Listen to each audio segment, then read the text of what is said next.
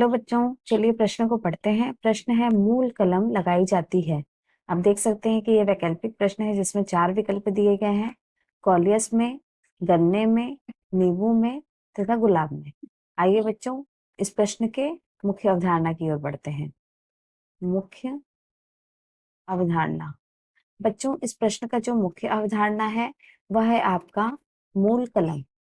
कलम तो मूल कलम का अर्थ होता है बच्चों, मूल का अर्थ होता है जड़।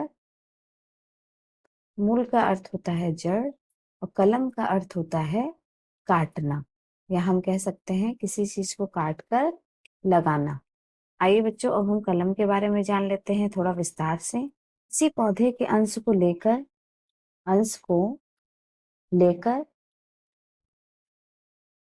एक सिरे को, या हम कह सकते हैं जड़ के सिरे को भूमि के अंदर दबा देने से, दबा देना तथा उसमें पानी तथा पोषक तत्व देते रहने से उसमें निकल आती हैं वर्धी कलिकाएं निकल आती हैं तथा एक नए पौधे का निर्माण हो जाता है। पौधे का निर्माण हो जाता है। बच्चों, इसका प्रयोग अर्थात कलम का प्रयोग, इसका प्रयोग औद्योगिकी में वनस्पति जनन के लिए किया जाता है। वनस्पति जनन के लिए किया जाता है। बच्चों, मूल कलम का प्रयोग इन चारों विकल्प में से नींबू में किया जाता है।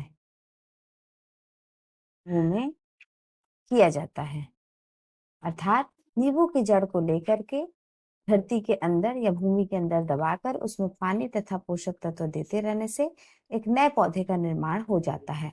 बाकियों में हम लोग कलम का प्रयोग करते हैं। बाकी के जो आपके विकल्प हैं कैलियस, गन्ने, गुलाब, इसमें हम कलम का प्रयोग करते हैं।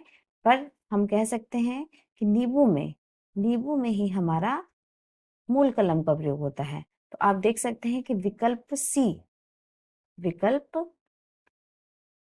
ही सही सही है।